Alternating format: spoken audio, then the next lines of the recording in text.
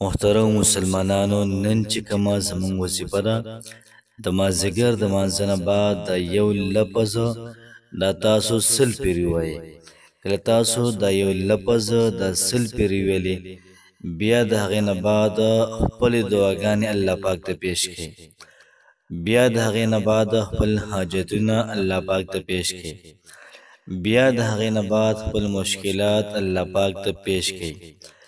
بیا د هغې نه بعد که چېرته ستاسو د رشتې مسله وي، که چېرته ستاسو د نوکرۍ مسله وي، که چېرته ستاسو د کاروبار مسله وي، که چېرته تاسو عزت غواړئ، سکون غواړئ، بهترین او اعلی زندګي غواړئ، نو هم تاسو د مازدیګر د مانځه نه بعد دغه یوه کلمه د قرآن مجید د یو سورت یو وړوکی غوندې آیت د هر څوک ویلی شي.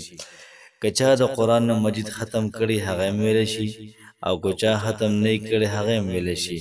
انتهایی آسان ټکی دی، انتهایی آسان. دغه تاسو ووایئ، انشاءالله العزیز د الله پاک نه کلک امید ساتم چې الله پاک به ستاسو هر قسمه مسله دا به ختمه کړي، هر قسم حاجت به پوره کړي، او هر قسمه دعاګانې مې قبوله کړي، هر قسمه مشکل دا به ختم کړي.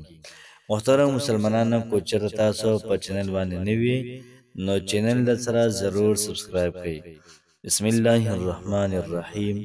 شروع کوم د ډیر زیات بخښونکي او د ډیر زیات مهربانه رب په نوم باندې. زه ګواهي ورکوم د دې خبرې چې د الله پاک نه علاوه د عبادت لایق بل څوک نشته، او نبی کریم صلی الله علیه و آله وسلم د الله پاک بنده او د الله پاک رسول دی. محترم مسلمانانو، نن چې کومه زموږ وظیفه ده ډېره زیاته بهترین او اعلی او د کمال وظیفه ده. کم بنده چې محترمو دا وظیفه کوي، الله پاک به هر قسمه دعا قبلوي، هر قسمه. کم سړی چې دا وظیفه کوي د خپلو حاجتونو لپاره، خپل د ناممکن حاجتونو لپاره، الله پاک به دغه ناممکن په ممکن کې بدل کړي. کم سړی را وظیفه کوي د رشتې لپاره، الله پاک بوله بهترین او اعلی ځای کې رشته ورکړي. محترمو، ډېره زیاته زبردست وظیفه ده. دغه رنګې محترمو د مشکل دپاره هم دا وظیفه کولی شئ، دغه رنګې د کاروبار دپاره هم دا وظیفه کولی شئ، د رزق او پیسو د خوراک دپاره هم کولی شئ. نو څومره څیزونو ته چې د انسان ضرورت وي، د هغې دپاره دا وظیفه ډېره زیاته بهترینه ده. که په ژوند کې تاسو محترمو د عمل د ژوند معمول ساز کو او روزانه کوئ، یو لفظ دی روزانه کوئ، الله پاک به داسې ثمرات درکړي تاسو له، داسې نیکیانې به درکړي دله، داسې زړه به دله مطمئن کړي، او ستا چې کوم حاجت وي دا به انشاءالله العزیز دا پوره کېږي. محترم مسلمانانو، د زړه نه وظیفه وکړئ، د زړه نه، د صدق زړه نه. چې کله تاسو وظیفه د زړه نه وکړه، دا به قبلیږي، په دې باندې به د قبولیت مهر لګي. الله پاک ګوري چې په دې بنده کې څومره اخلاص دی. نو څونه په وظیفه کې اخلاص وي، څونه په اعتماد وي، نو دومره زر محترمو دا اثر کوي. او که چېرته پکې اخلاص نه وي، اعتماد پکې نه وي، او هسې فارمیلټي برابر کې وسې پیری وي، نو داسې نه پکار. مکمل تجربې سره، مکمل ذهان او توجه سره، انشاءالله 100% ګارنټي درکوم الله پاک به ستاسو حاجات پوره کوي.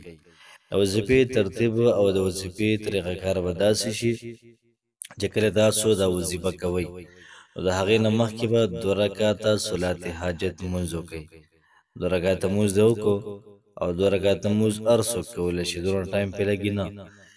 بیا به د هغې نه بعد تاسو 100 پیرې دا کلمات ووایئ: ایاک نعبد و ایاک نستعین، ایاک نعبد و ایاک نستعین.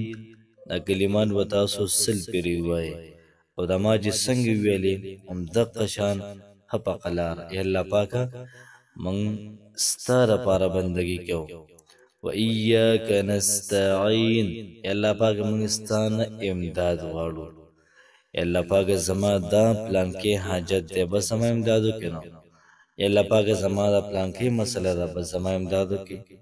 الله پاکه د رښتې مسله ده دا امداد رالو کې د نوکرۍ مسله ده یا الله پاکه به زما امداد وکړي نو ایاک نعبدو ستا دپاره موږ بندګي کوو لمونځ دې مو کوو ورسره د ذکر هم بیا به د هغې نه بعد تاسو ایاک نعبدو و ایاک نستعین دا به ووایئ خو مخکې وروسته به د هغې نه 11 پېرې درود شریف ووایئ او چې کله دغه پوره شو نو بیا به د هغې نه بعد لاسونه اوچت کړئ او د الله پاک په حمد و ثنا وکئ ډیر زیات تعریفونه الله پاک له وکئ او بیا د هغې نه بعد خپله مسله الله پاک ته پیش کړئ او کوشش دا وکړئ چې لږ چند پکې په جړام شئ انشاءالله العزیز اثر دا به ډیر زیات کوي الله پاک هم خوشحاله آباد ساته السلام علیکم ورحمت الله وبرکاته